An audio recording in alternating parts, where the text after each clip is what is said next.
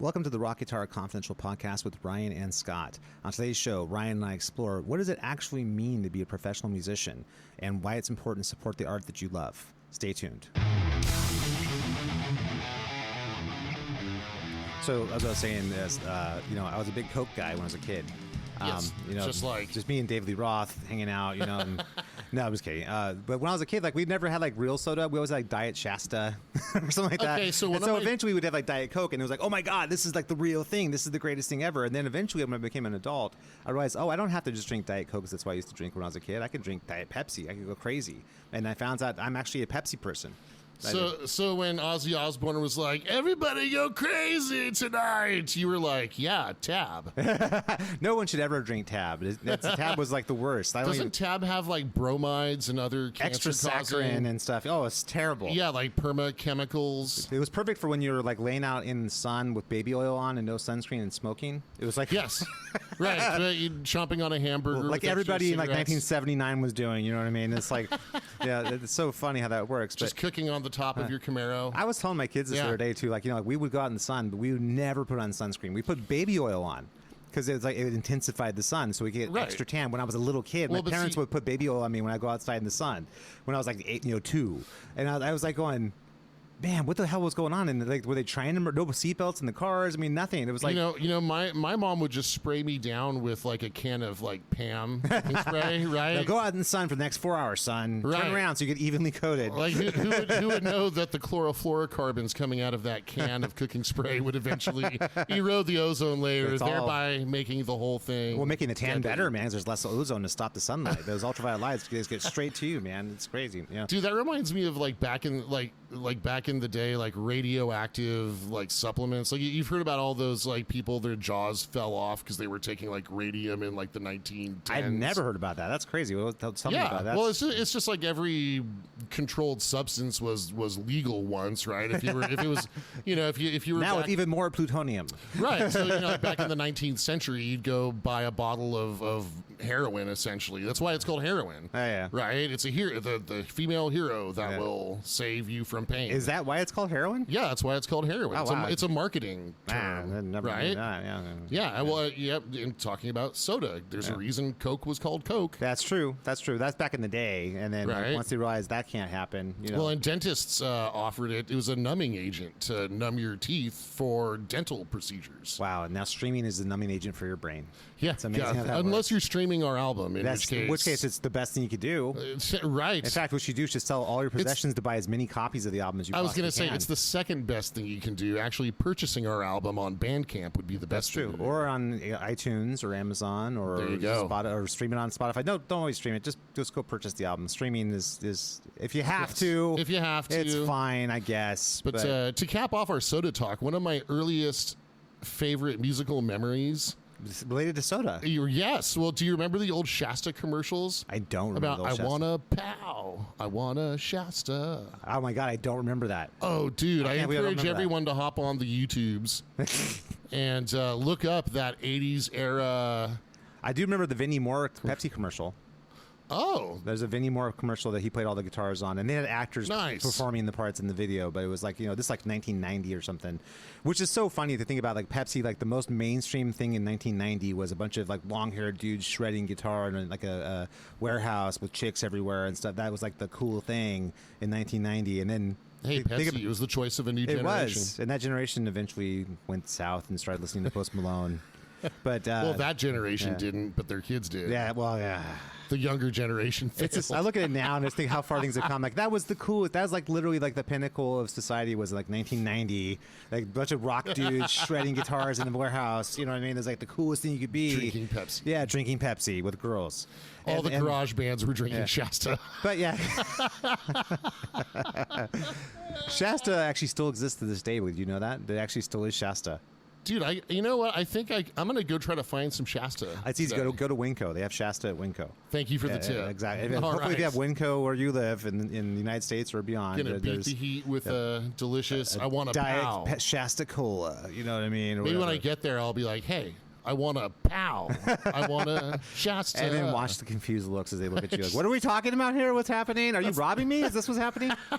That's one of my favorite pastimes is just watching, local proprietors, their eyes glaze over. What are we talking about now? That reminds me of, I'm sure I've told the story on this podcast about sending one of our product reps to Bevmo to ask for a bottle of chlamydia. And then he came back with a proud bottle of chlamydia. And like, oh my God, this really exists. Yes. I can't believe it. You know what I mean? He said it was delicious. He was laid up for a while. Exactly. I'm sure he was. There were consequences. The burning, Anyway, guys, let's talk. Welcome to the Rock Guitar Confidential Podcast with Brian and Scott. Say hi, Ryan. Hi. Hi. Well, and today's topic is going to be, what does it actually mean to be a professional musician? Like, what does that even mean? Like, because a lot of people who are pro musicians, what does that mean to Brian and I? What does it actually mean, just to, objectively and so on? So yeah, does it only mean the textbook definition, right? That I did something musical and got paid for it, or what do I mean when I say professional musician? Yeah, it's a good question, because then also I think we've just kind of touched on something we've talked on a couple times on this podcast, which is that most people who are not musicians, when they think of a musician, they think either you have a private jet or you're on a street corner with a hat in front of you. That's right. Like the two options, the two roads if you're a musician. The two poles. Yeah, but if you look at the actual nuts and bolts of it, there's I would say most people who make money playing music or teaching music or performing music or recording music are going to be doing some hybrid of other things too. Most people probably with that, I would say, because unfortunately it's very difficult, especially if you're a recording artist or a touring artist, to actually build up enough of an audience, particularly if you're recording, to actually make a living as a musician. That's very challenging to do, even for people who are very, very well known. If you actually look at the way you monetize music, at least recorded music, right, it's very, very difficult to actually come up with anything that looks like making a living with that. Ironically, if you're a session musician, you actually make more money than the artist very often, because you're actually getting paid up front. Yep. You know what I mean, for your time, which is a different sort of story. But I don't know, what do you think about that? Well, and if you're doing the session, you're not getting any kind of royalties or residuals or anything. But that, especially nowadays, considering that most of the money that's coming in is from streaming, and it's just a pittance. You know what I mean? It's like you actually might be making more than the artist if you're the session player. You know what I mean? Right. So the compensation to the artist is like .000000000 per stream. It's not quite that bad. There's only about 4 or 5 zeros before the first one. Well, you have to actually exhaust 3 complete breaths of zeros before you get to the next digit. Yeah, and I think that's actually how they picked it too. That's how most music is gotten by most people nowadays. Now there's the occasional people who, you have the people who are hardcore fans of certain genres of music, and they'll go out and purchase their favorite band's albums, usually downloads, sometimes physical CDs, sometimes vinyl, that kind of thing. But that's very much the minority of people who are going to hear your music. They're going to be, it's going to be mostly streaming for sure. Yeah, so there's always going to be audio files. Yeah, right? and people who are really hardcore are going to want to have, I want the digital version, I can put it in my iPad, my phone. I want to have something I can take and put on the turntable. I want to have something physical so I can look at the liner notes. There's those kind of people. And then there's the people who just like are casual fans who might just stream it. And technically, yes, you do get paid when someone streams your music, but it's like a joke. And to have, and even like people like Taylor Swift are gonna, you couldn't make a living if streaming was your only option, monetize what you do. You know what I mean? So that's very different from back in the day. Although it's funny, the more I talk to people who from back in the day, it actually isn't that different from back in the day. Back in the day, you just got advances and you'd live off their advance, and then you had to pay that advance back. Yeah, that's a loan. Yeah, through your album sales. Right. And then basically once that album sales are exhausted, then you start getting a royalty because they own the publishing. The label does. So you have basically an option. The one advantage to the old days is you actually could go out there and they would give you tour support. They would help you hook up with touring with bands for maybe a year or two to build your audience, that kind of thing. And they kind of invested in the band to build the band. Right. I think the numbers worked like a CD used to sell for, like, say if it sold for like $10, you were going to get like 90 cents. Yeah, which is very similar to now. If it sells, except a little bit smaller actually. Well, I mean, it's funny. The way that, depending on, everybody's deal is different, like whether they have a label releasing it or whether they're doing it independently or whatever. If you do it independently, you're going to make the most money on a download for sure. Right. Because they're just basically paying the distribution fees, like maybe a $2-3 in distribution fees. So you're making $6-7 per CD sale. If you have a label, you're going to flip that. You're maybe going to make $1. The label makes their chunk, and then the distributor gets their chunk, that kind of thing. So that's more like the old thing. But nowadays, there's not really no record labels have money to really throw at bands, or very few, to help them build an audience. You basically have to come as a fully formed band with an audience built in already, and then they'll say, sure, you've already done all the work to build this band, so we'll come in and we'll take 75%. Right, and at that point, I mean, you don't really need a pimp now, do you? Yeah, exactly. You already got the thing built, just got to keep building it. You know what I mean? That's right. And I think that's kind of where it's gone on that front. But that begs the question: then, what does that mean when you're a professional musician? And I guess what I'm thinking is, like, if you sat at a Thanksgiving table with like your uncle and your aunt and your sister and her husband and stuff, and they ask, go around the table, what's everyone do for a living? And you get to you and you say you're a musician. They look at you like, well, what do you mean? What then? Or like, hey, I teach guitar lessons. Yeah. Oh, well, what else do you do? Yeah, exactly. Like that's it. Well, I've got a podcast and I have a band. Yeah, exactly. And it's all about music. Yeah, exactly. But that's something that doesn't compute in someone's head sometimes, though. Like what does that mean? You know what I mean? How do you make money doing that? Because I think that's that whole private jet or street corner with a hat in front of you kind of thing. If they've never heard of you and their friends don't know who you are, then how could you make a living as a musician? Yeah, and I think there's a certain attitude among some. How do I put this? There's people out there who work really hard and rightfully earn a living doing it, but they do something they hate. Yeah, it's true. Absolutely. Right? I think that's the majority of people, personally. Yeah, well, and I think there's a cadre of those people that don't think that you should be, that they resent those of us who are earning a living doing something that we love doing. Yeah, I get that. In any way, shape, or form, right? Yeah. Or somehow you cheated, or it doesn't count, or it's not really that valuable, or something like that. Right? Or hey, you released an album, so it should be free. Yeah, well, that's right. That's something that morons think. It shouldn't be free. Artists need to get paid. Like, if you want to continue having art to enjoy, you need to make sure the artists are compensated. Right. You know what I mean? That is 100%. And that extends into other mediums too.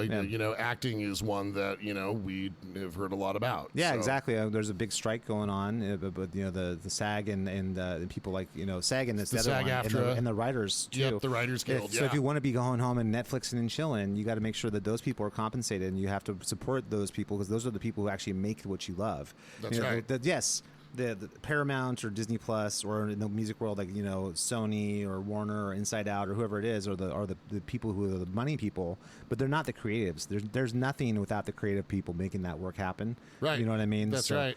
And you know what? I mean, if a person wanted to, so here's the cool thing, like, for the individual. There's a cool thing I didn't know. So even if you are streaming content, whether it's music or whether it's cinema or television, you're talking about the consumer, right? Yes, the consumer, right? Just focus on, like, stop watching reality television. Yeah. If it didn't have an audience, they wouldn't make it. And the reason they make it is because it's cheap. They make it because it's cheap and people watch it. Right. Stop listening to music with auto-tuned vocals. Yeah. If you stop streaming it, it wouldn't cost you a penny. Just knock it off. Well, I think that's tough because it's very difficult to regulate. I feel like you're dunking on that. Take that. You're right. That was a good point. I'm just putting it out there, right? Like, the society gets what it gets because that's what it's asking for. That's very true. Like, you definitely get the content that you ask for, like what you support, for sure. That's right. It's tough because, I mean, you can't regulate passion. I think that's in my experience with people who are not musicians, and you have to really put musicians into a whole other category, because musicians definitely are, because you are the person who does that, who performs and makes art. So you have a different perspective on it than someone who doesn't. And a lot of times people who don't make art, they just don't have, I don't know if they have those standards, but it's like, whatever, man, it's cool, whatever. Well, I mean, and look, I realize that not everybody is going to appreciate art. But yeah, I mean, some people think that dogs playing poker is great art. You know what I mean? You know what I mean? So it's hard to. Wait, you haven't seen my tattoo of dogs playing poker? Yeah, on my leg here. I didn't. I thought you had like one of those Velvet Elvises, but that's the other leg. No, it's tough. I think. Look, I mean, I wish, and we've had this conversation on this podcast before, I wish that it was more diversity in what was popular. I wish it wasn't all just terrible for the most part. You know what I mean? There's back in the day that there's always been. I've said this before. There's always been terrible music being made at every time in human history. I'm sure some guy beating on a cave wall back in Neolithic times was playing something terrible. Right. And everyone's like, I like that Ragnar. Right. You know what I mean? Meanwhile, Thach Mozart is getting ignored. Exactly. That's totally true. I'm sure that's happened throughout the history of all music, but I just wish there was more diversity in what was popular. You know what I mean? But I think Johann Sebastian Grunt was, ignored in his time. It wasn't until later on. He lived to the ripe old age of 17. Yeah. But no, I think. I don't know. It's weird. Every generation wants to shit on the music that came after them, but I mean, in our case, we have every right to, because after our generation, music just went completely into the toilet. As we've discussed, again, it's cheap to produce, cheap to make, right? Yeah. But yeah. So are McDonald's chicken nuggets, and you get what you get. You get the nutrition from totally. that You get mechanically reclaimed chicken. Yeah, exactly. Which is a wonder of science. But I imagine. I wonder if they don't put that in the commercials. Who wants to go out and get some mechanically reclaimed chicken parts? Well, and you know what? And I'm not a food elitist. I mean, if it's the difference between starving or ordering some chicken nuggets, reclaimed chicken parts, right? Then have some mechanically reclaimed chicken. I'm totally all about that. So I'm just making the point that since everyone can just stream like whatever, yeah. Right. Well, then just stop streaming crap. The downside and that can is, help things change. That's what makes it so tough, is that people don't value it because there's so much of it. It's like so overwhelming. They just kind of, well, whatever, it doesn't matter. You know what I mean? Right. So that's a separate thing. And yes, that's one thing. I think that people that would be able to support artists more if they would support artists who were like better musicians, that kind of thing. But I think the key is, to me, when someone says they're a professional musician, it means you're able to make your entire living as a musician. That's what you do. You play. Right. Yeah. That's the only job you have. Anybody else is like part-time musician, that kind of thing. Someone who's like, maybe even someone who does like cover bands on the side. It's like a hobbyist musician. You know what I mean? Like a high level. If you're playing cover bands and getting paid, you're like a high level hobbyist musician. Right. Well, and there's different levels of that too, right? Yeah. The whole cover band scene is saturated. Yeah. With frankly not very good bands. Yeah, well, that's why it's so cheap. You know what I mean? And so yeah. But I definitely, for myself, can say, like, when I look down at a Thanksgiving table and trying to explain to some, especially people who don't know music. If you're talking to other musicians, everyone gets it. Everyone's in the music world; they understand how it works. But when you're talking to people who are non-musicians, they don't get it. Like, how can you make a living as a musician? That kind of thing. Like, well, your band is, I've never heard of your band, so you must not be very big or something like that. And I think that attitude's attached to, you shouldn't be able to make a living as a musician. I agree with that totally. Yep, I think that's definitely part of it, man. There's also a huge degree of ignorance in that too, and just like that kind of, you can't make a musician as a musician. You can't make a living doing that. I think that something's true. Like, and I think partially, if you look at the people's reactions to anybody who decides to make their life in the arts, whether that be painting or drawing or design or film or acting or dancing, writing, that kind of thing, writing. Yeah, exactly. Anybody in that world, I think that there's a huge pushback from their like family circle to say like, okay, that's not a good move, because I want you to go into finance, or I want you to go into STEM. I want you to go into something that I would know that once you get out, you're going to have $100,000 a year job waiting for you as soon as you get out. And to be fair, I know that in America, we need more kids that are succeeding at STEM and science, and I mean, we need those people as well. But that's not an aptitude everyone has. Right. That's not something that you can't just say STEM is the only way, because there's not. Right. There's certain people, like, I think I speak for myself. I'm not a STEM person. I mean, no, me neither. I'm very interested in science and business and stuff like that, and I've studied that in college. But that being, and philosophy. But that being said, that I know I'm not the guy with the math chops to actually go and be a physicist. Yeah, exactly. I mean? I don't have that. That's just not a skill that I possess. You know what I mean? So I think once you understand that, this is not something that's like a real aptitude that I have, but this other thing is something I have that's a real aptitude and I'm really passionate about. You can't poo-poo that and force someone into a career that's safe they hate. To me, that's something I find is. It's tragic in a lot of ways. That's why someone dies at 55 of a heart attack, because like they've been doing a job they hate for 20 years. That's right. You know what I mean? And they hate every day of it. And yes, it makes enough money, but they don't have any fulfillment. That's why alcoholism is crazy. Deaths of despair. Yeah, exactly. Because they've been. And I understand that the lack of support at the initial stage of that journey is something that's coming from a good place, for the parents or whoever the guardians of that person are. Like, hey, this is just a very insecure place to go. You're going to put your eggs in a basket that there's very little guarantee that you're going to be successful. In fact, it's very unlikely you will be. Right. You know what I mean? So to support them on that, it feels almost like sending them out to slaughter from the parents' perspective, if that makes sense. To me, I look at that as like, okay, does this person have a choice? Is this something that's just innate to this person? This is something they have to do to feel like a whole person. And then basically you got to figure out the money part after the fact, but you got to get in there and give it. And I would say this: if you are passionate about something and you give it everything you have, and you develop skill and you develop your craft, you're going to find a way to make a living doing that. Whatever that means to you. Make a living means something different to people living in different places too. That's right. If you live in California, making a living means you probably need a floor of like 60, 70 grand. You know what I mean? To make a living. Right. If you're in, say the Midwest or something, maybe you can do 45 grand and still do just fine. You know what I mean? You kind of, that's sort of going to be the kind of floor, but you have to find a way to do that. And then as we discussed in this podcast before, as a musician, that means being able to do a lot of things. Being able to teach, do sessions, market, make records, make YouTube videos, understand, viral marketing, that kind of stuff. Those are all things you have to be able to do to make a living doing that. And then you got to be great at a bunch of things as a musician. Yeah, and you have to be like fully engaged. It's a full-time thing. Yeah, right? It's not right. It's lesson prep. It's I know speaking for myself, I'm always trying to be a better musician and guitar player. Yeah, you have to. You have to. Well, I mean, I want to and I have to. Yeah. It's both, right? Because it's like the rest of the world is coming up right up in their heels too, and there's gonna be next, some other 19-year-old dude who's got some ideas you don't have. And there's something kind of thrilling about that. I love that I'm in my mid-40s and I'm still studying certain musical things. You're gonna be in your mid-70s doing that. You know what I mean? Right. It's just the way it works. You know what I mean? And so there's one benefit to music just in general, right? Yeah. Well, that's true. I mean, if you look at any field though, and you get into it, it's similar. If you're going to get into whatever field it might be, finance, except for maybe sports. Yeah, well, sports you have a finite shelf, and then you could get into coaching afterwards. Yeah, exactly. So I guess there might be a little bit of an analog to getting out and touring is kind of a young person's game, and then especially like doing it the way most people do it, like in a van with like a trailer and stuff like that. That's something it's awesome when you're 23, where you're sleeping in the van, and living on Doritos. Yeah, exactly. And, whatever your rider is at the club, you got like the 2 sandwiches you guys split 4 ways. the gas station sandwich. Yeah. I mean, well, no, because most riders at the club, if you're going to go play, like say you booked a tour and you're opening for somebody, you're going to get whatever's the catering at the club, which is the finest cuisine you can possibly imagine.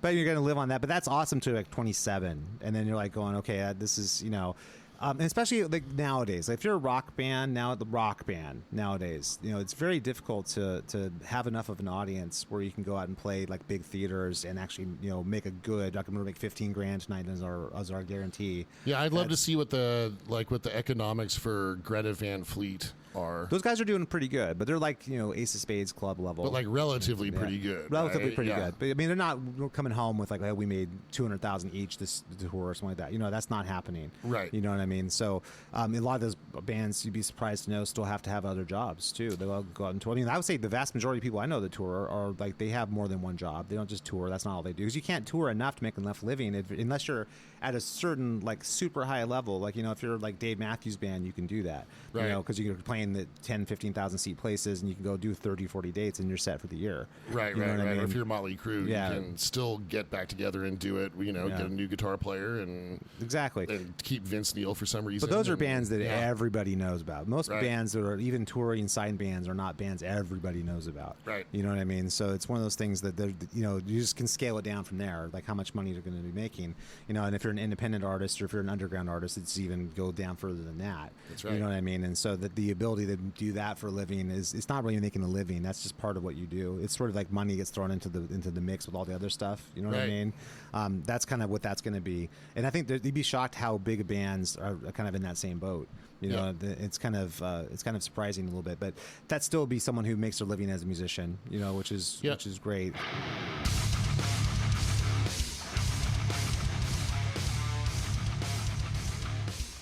Thanks for listening to Rock Guitar Confidential with Scott and Ryan.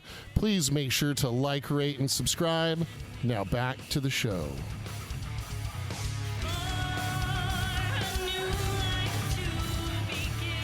So I think it should be said then. So when someone says to me professional musician, I take that to have a connotation that includes full-time living made as a musician. Yes. Right? This is not something you do like 10 hours a week. Right, even if you get paid for it. It's I get That's right. So, if so the other day I was on Facebook and I saw an ad. Oh, that was your first mistake right there, Ryan. Dude, you know what? And it's unavoidable. Gotta gotta promote music. Always got to be promoting. Yeah. Right? So that's the thing, right? Got to reach out to, the last thing in the world I wanted to do was get on social ABP, media. right? ABP is what they call it. Like, what is it? ABP, always be promoting. Always be, well, it's like ABC in sales, always be closing. Right? The last thing in the world I wanted to do was get back on social media. Yeah, but I have to. Yeah. Because... Well, that's how you market your teaching practice. That's how you market the band. That's right. Yeah. And the podcast. Yeah, and the podcast. Right? That's right. Doing a podcast. Right. Just remember that. And there's definitely been some positives from people that I actually know in the real world. Yeah. Right. There's people in the real world. I know. Everyone existed in the metaverse. Right. So I saw an ad from a franchise that was, and that's an important detail, folks. I'll circle back around to that in a second. It said professional one-on-one instruction. Well, I happen to know that this franchise is only offering part-time hours and paying those, quote, professional musicians damn close to minimum wage.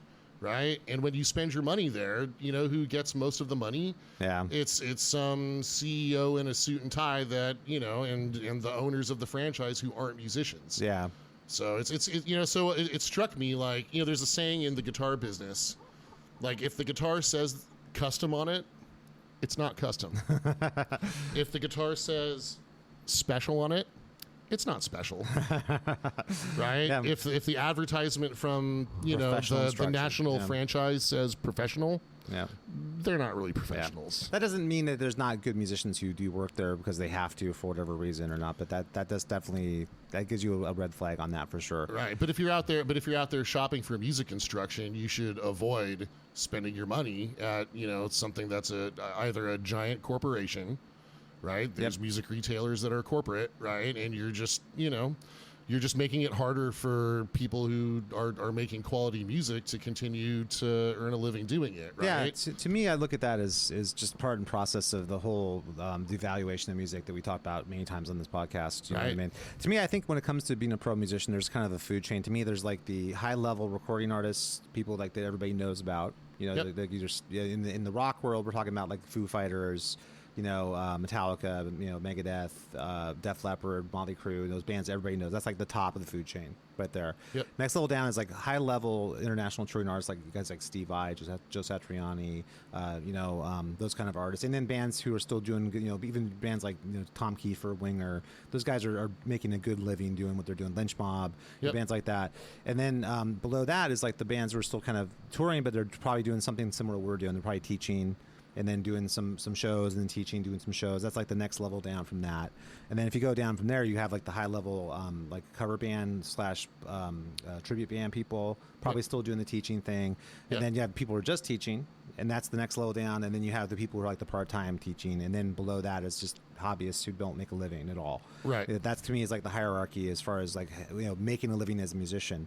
But everybody in the world who is not a musician assumes if you're not in the first group, then you don't exist. Right. You know what I mean? And that's the thing that's very frustrating. I think all the other groups, as you kind of pointed out, they all kind of intermingle. Yeah, exactly. It's not like it's like a hard and fast line between the two, but right. And I think that also one thing you'll notice is that the number of newer rock bands in that second tier group is much smaller. There's only maybe Avenged Sevenfold, Disturbed. There's a couple bands that are big that in that level. Yeah, who are definitely not new. But new, they're 20 years old, but newer. They're newer than Motley Crue. Newer than, they didn't come out in the 80s. Right, yeah, they're not 40 years old. Yeah, exactly. Right. So those bands are probably the biggest of that what we would call newer groups.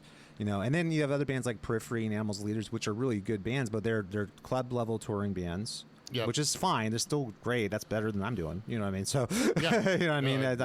They could be pulling more guaranteed than I would. But that being said, or they're opening. At least until the Ex Aegis album, reaches its full audience. Full pinnacle, right? yeah, exactly. It's zenith. But even then, I have a feeling that you and I are not going to cancel our teaching practices and go tour, 6 months of the year or something. That's not unless all of you out there go to bandcamp.com to the Ex Aegis page and buy our album for the low price of $9.99. Or to Amazon.com or to Apple Music or Spotify. You can go avoid Spotify unless you have no other options. Yeah, sorry, just a Black Widow crawled into my throat when I was saying that. Nice. Yeah. But anyway, that's the point I'm trying to make. Metal. It's very bad. It was a metal Black Widow too, man. Right. It was like some kind of robot Black Widow. It was. Oh my god! I was wondering why there's so many walking around the studio. Like, should we have all these Black Widows everywhere? It seems like a lot. Yes. Well, I've gotten into artificial intelligence as a hobby. Oh, okay, great. Can't see any downside to that. Not whatsoever. Trees grow to the sky, man. It's gonna be great, Yeah. But no, I mean, I think at any level of that, you're fine. I think even guys doing tribute bands who are doing a great job at what they do are probably digging what they're doing, and that's fine. At the end of the day, you're making your living, whether you're doing teaching full time or part time, or you're doing tribute bands, or you're playing in a band and doing partial touring, partial teaching, whatever it is. Yep. That's you're making your living with a guitar, and that is awesome. That is a good thing. Yeah, you know dude, I mean? making a living with a guitar in my lap is like the greatest thing I've ever done. Yeah, well, that's just, it feels like you're being your whole self, if that makes sense. I think that's kind of, if you did another job that was outside of that, you would not feel like you're being your whole self. Well, right, and it allows me to be what I think is my best self, because I can have the most positive, influence on other people. That's right? true. That's true. So I was talking same to. thing's true. I'm sorry. Go ahead. Finish. No, I was just saying. I was having some conversations at the over at Skips Music where I teach, Nice. and I was talking to someone over there about basically my point was everybody in the company, whether you're selling gear or whether you're teaching an instrument, we got to understand we're all in the self-esteem business. I've never thought of that. That's interesting. Go elaborate on that. Okay, well, so art, like everything humans do. Well, dude, it's going to take me a minute to lay this out. Okay, so So that does include hedge funds, right? You said humans. Yes. So right, yeah, exactly, right. So they say that, like you've heard the saying that we only use like 10% of our brains. Yeah. Yeah. Well, that's bullshit. Right? Like 100% of our brain is working all the time, and most of what it's doing is trying to predict the future. Right? And I mean predict like the immediate future. Like we're having this conversation, what am I going to say next, right? Yeah. Am I going to move my leg? Am I, all of that stuff, right? Am I hungry? Am I not hungry? Reality is really just a construct, that kind of thing. We were trying to say. Well, no. This is just how we interact with reality, whether it's a construct or not. Yes, it's just what our brains. Our brains are constructing what we consider to be reality. Right. Yeah. So your brain is constantly trying to predict the future, right? So it can't. It's not. It isn't built. It doesn't function in a way that can comprehend that one day it's not going to exist. Well, it definitely can comprehend that. Okay, we're aware of it, but your brain doesn't function that way, right? So sure. So that creates death anxiety. Yes, where are we going with this? Oh my God! Well, okay, no. So I know. So So everybody. We went from the self-esteem business to death anxiety. Yeah. So okay, here I'll wrap it all up. Okay. Right. Nice bow. So what I'm talking about is called terror management theory. Okay. It's actually a thing. That actually sounds like an awesome name for a band, actually. Yeah. So it's a way of perceiving being, right? So basically, your brain is always trying to predict the future because it wants to survive, right? Sounds like a fair. But point. we rationally know we're going to die. And so that creates cognitive dissonance, and that's uncomfortable, right? So humans create culture to relieve our death anxiety. Culture is a vehicle for building self-esteem. Wow. And so that's important. It's hugely important, right? Sure. Gives people a reason to get up in the morning. It absolutely does, right? Yep. People that lose self-esteem for whatever reason because they can't support themselves or all these deaths of despair we're talking about, right?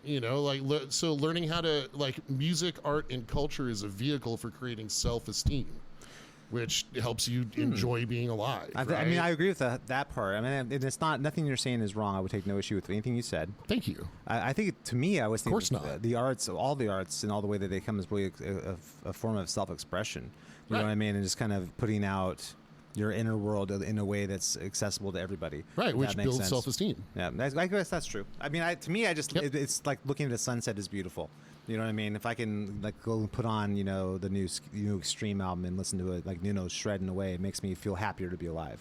Right. Just because I love living in a world where someone's just shredding guitars, which is why I do that myself. Yeah, you're taking part in culture, and it makes you feel connected to other people, right? It makes me think about the solo that I played on the song "Not My Kind" on the new Ex Aegis album, which is now available at Bandcamp, Was it X Aegis? Bandcamp.com X Aegis? Or it's we'll just go to Bandcamp and search X Aegis. And then also at Amazon and iTunes. I can't hear a guitar solo without thinking about my own guitar solo that I played on those albums that you can now purchase at Amazon and iTunes and stream at Spotify. Yes, I feel the same way. Yeah, it makes me feel happy to be alive. It feels connected, yes. In a world where I know that somebody right now could stop what they're doing and go straight to the computer and purchase that album. That makes me just feel right. more and then okay they could about listen the world. to my opening solo on Rising. Yep, and exactly. then and we Judas feel scream connected. at the beginning and. Yes. We all just can feel more excited about life, really. Well, you know what, man? I've got a friend who he's been listening to those particular songs, just like on repeat, right? And he went out of his way to let me know how good it made him feel. Oh, that's awesome. And that makes me feel good, and we feel connected as humans, right? So that's why we need music and art out in the world, right? That's hugely important, so that those people out there that aren't cut out for the STEM job, right? Like or they just sit in an office and like push paperwork back and forth, and then make phone calls, and then right. be in whatever advising, supervising, import export, podcast facilitator or whatever. It's like whatever that job is, which right. Unfortunately the world is full of that. You know what I mean? And what the world, in modern society, one thing that we need is that feeling of connection, right? Yep. So, so if you're out there listening and you understand that, right, when it comes time to consume arts, don't watch reality shows, right? Watch a Stanley Kubrick movie or something. Yeah. Find something. My friend Taylor, she's an actor, and she's out doing like locally produced, Bay Area produced things, like trying to get, it's all available on YouTube. Well, it's funny. Right? So check out their stuff and support it, right? Totally agreed. We're sitting here in the music world commiserating about how hard it is to make a living, but recently just in the news, we had all this news about actors and how, was it something I heard it was mind blowing. I guess 87% of, okay, here's this. To make enough money as a SAG member to get benefits, like get health benefits, you need to make over $26,000 a year as a SAG member. And apparently 87% of SAG members do not qualify, which tells you that 87% of actors out there are not making even $26,000 a year. Yep. And you probably noticed most actors live in Los Angeles. Do you know how kind of it's expensive domicile you could afford in Los Angeles? With not to mention we're going through an affordable housing crisis in California, right? That's totally true. People think that the homeless population is coming from other states into California because of our generous public programs. That's a complete myth. Yeah. And I think the statistic is it's somewhere, it's like 90% of people who are homeless in California were already California residents. Yeah. And right? then that's a fact. Yeah, because they just ended up losing their jobs, or they got, the housing got to the point where their landlord kicked them out and they couldn't afford any place else. Right. Because there's no rent controls. So average apartments, like 11, like a single, like a studio or a one bedroom in like most places in California is like $1,100 to $1,200 a month, and you've got to put up 3 months rent to even move in. Yeah. So, if you're a lot of the people that are homeless are just getting released from prison. Yeah. Right. And so they're not going to be earning $3,300. Anyway, that's what point I'm trying to make. I digress. When we think of the actors, like if you have someone who's a working actor, and you think, well, you're an actor, you must be like, Tom Cruise, you must make $20 million a project. Something like, no, the vast majority of actors are also not rich and famous actors. They're people who are doing TV shows, commercials, secondary parts. They're maybe been in a couple things, but that doesn't mean they're fabulously wealthy, either. So I think that to me, I guess I'm tying that together because that just shows that. And then if you go into like the visual arts, like people who are painters, people who are sculptors, that kind of thing, talk about making it an almost impossible way to make a living at doing that. You pretty much have to do that as a hobby. There's almost no way to actually do that as a profession unless you're teaching it. Maybe teaching it, you could do that. You know what I mean?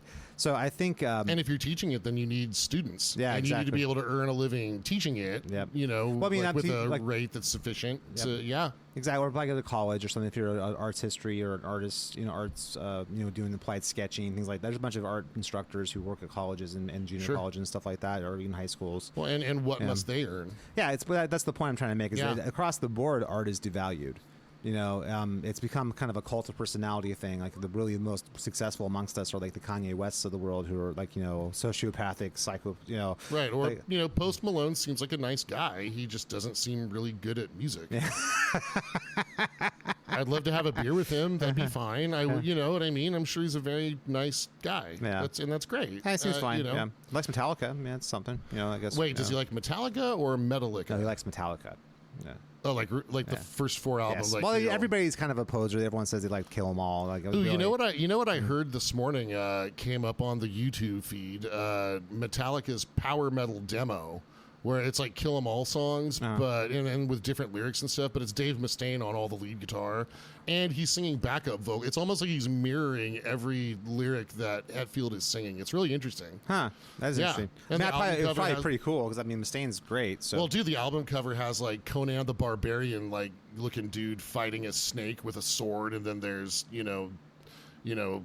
like barbarian chick in the background with, of course, with like the jump in the fire devil like hanging out back there with her while Conan fights it. Dude, it's just awesome. It's so cool, man. That very much is like 1983. 82. I was gonna say yeah, that's you called it. That's exactly that whole thing, like Beastmaster, Conan the Destroyer. Yes, album cover by Dino De Laurentiis. Yeah, it was awesome. Halfway, Dio was going to kick the thing down with his sword from the Holy Diver video and start fighting it too at some point. Right. So to get back on my soapbox, right? Since things are the way that we've described. Yeah. Right. If a person cares about issues like crime, homelessness. If you're concerned about drug abuse, if you're concerned about virtually any societal ill, then stop watching reality shows. All right. I don't know. I think there's probably more that you can do than just that. Do not spend your money at a music store that's owned by a corporation or that is a franchise. That's tough, though. Right? Man. Here's what I'd say just about that, though, because there are some places, and I can tell you, in like the suburbs, where there's not like a local music store around. There's very little. It's hard to find. Go to Sweetwater; they're privately owned. That being said, if you must, I would rather that they are playing an instrument at all than not playing an instrument, no matter how they come by it. If that makes sense. So I'd prefer they didn't buy it from a national corporation. But that being said, I'd rather they're playing guitar than not. Well, right. I mean, if we're hashing, in that example, sure. I mean, if you're in like Welsh, West Virginia, which is a real place, it's like the poorest county in the entire United States. I don't know how the poorest county in the entire United States is in West Virginia. I mean, I assumed it was in West Virginia. Man, I just, you know what? I'm Googling poorest. I'm a curious. You know what? I'm a curious. When I was a kid, if I didn't know what a word meant, my parents made me go get the dictionary. Fuck. So, we can hop on a search engine and just find a statistic. Yeah. I do. I get curious about stuff. It's fun. What's the place with the most tornado deaths of the year? I'll let you know next week. You know what? I'll call my friend Helen Hunt and I'll ask her if she knows. If she remembers. Out for the flying cow. Yes. Yeah. So sure. If you're that kid, if it's that or nothing, then definitely do that. But if you can.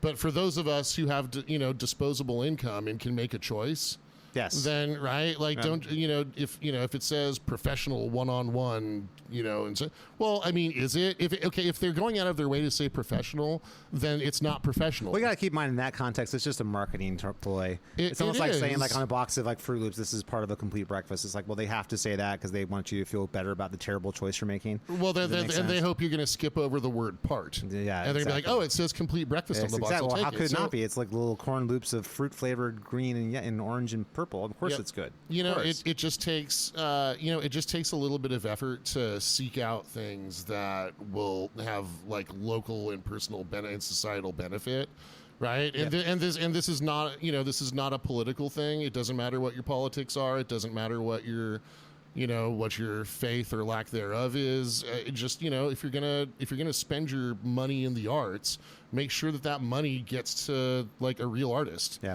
that's exactly what the point I wanted to make too. Is like I think the whole point of this podcast is that professional musician, professional artist.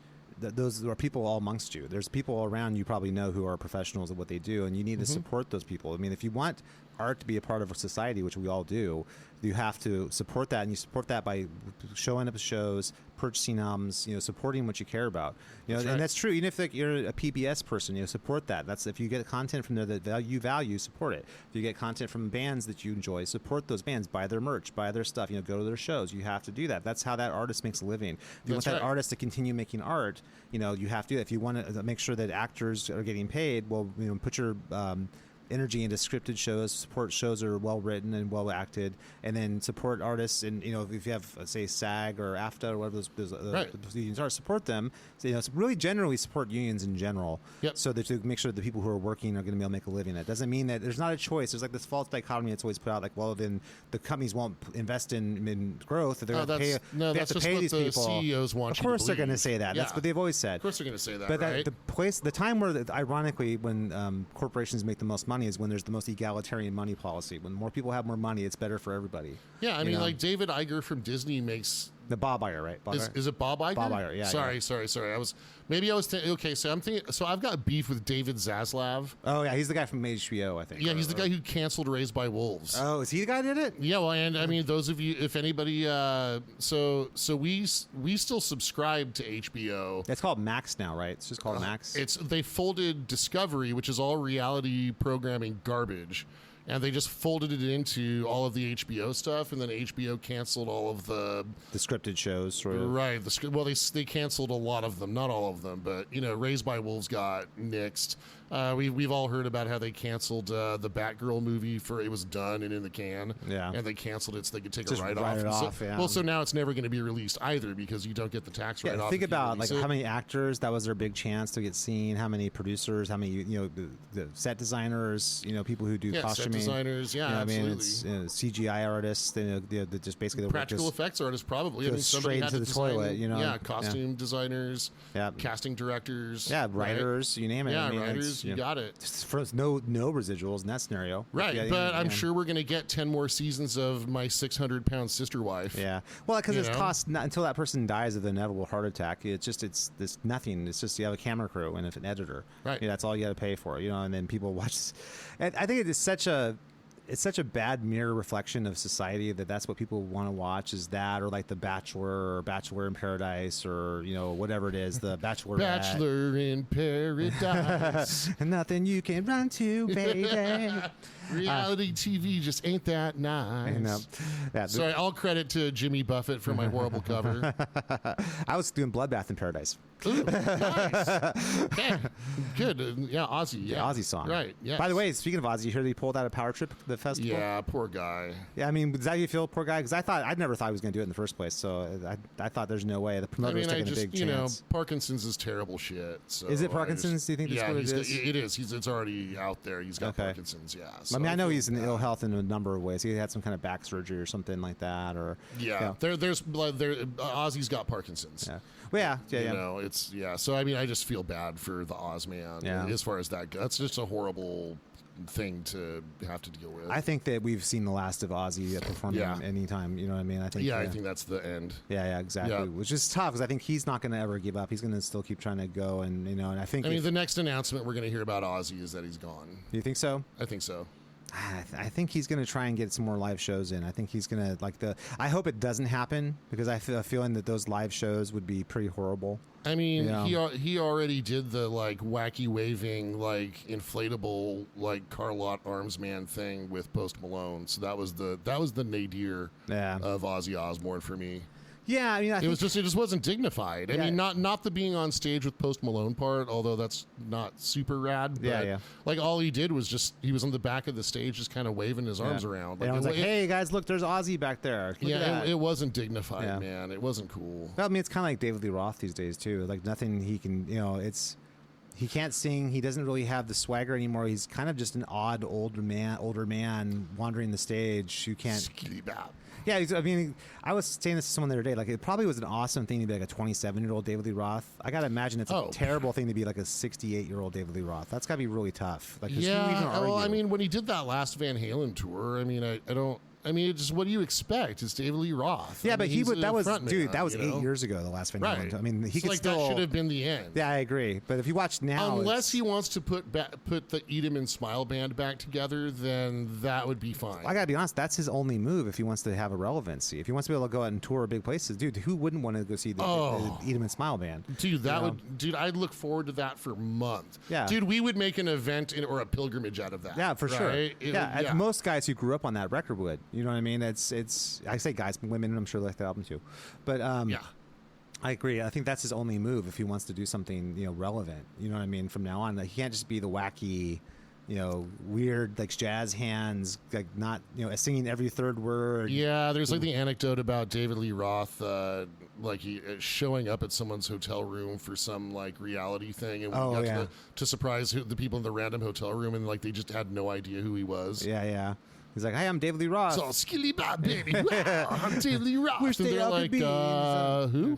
Yeah, well, I mean, he's obviously a legend, but that being said, it kind of ends at some point for everybody. You know what I mean? And in 2 generations, it'll be like we never existed anyway. That's true, because everyone's going to forget about us. That's actually very generous. 2 generations, right? I mean, definitely 3, right? Like, I don't know who my great grandmother on any side was. Yeah, dude, I don't even honestly know who my grandfather, grandmother, or other grandmother are on my mom and dad's side. I only ever met my grandfather on my mom's side. That's the only one I ever met. So for all those reasons, we need to have the arts so that we can feel connected and happy while we're here. Yep.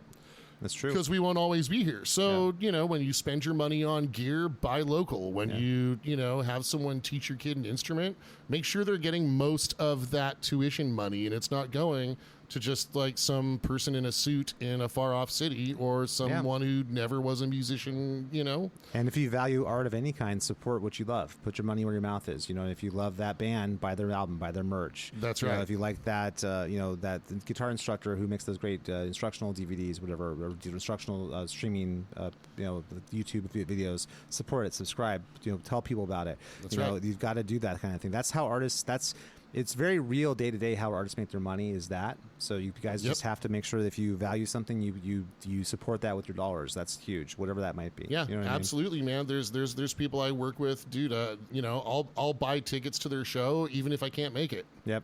I do that multiple times, right? Because I want them to keep doing what they're doing. Yep, exactly. Right? That's something that's words for everybody to kind of take to heart. Good place to wrap it up. So, guys, thank you so much for listening to the Rock Guitar Confidential podcast with Scott and Ryan. Please make sure to rate, subscribe, and review this podcast, and please make sure to stop whatever you're doing right now. I don't care if you're driving. If you're driving, just stop the car, get out on the freeway, and run home.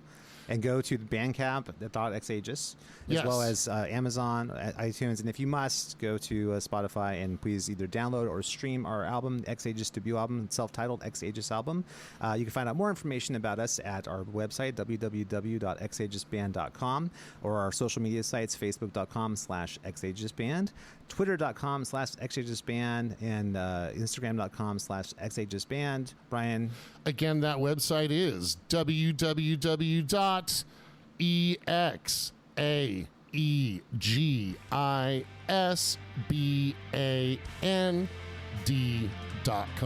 We'll have a Threads site soon, too. So, all right. Peace, guys. Thanks for listening. Thanks. Peace.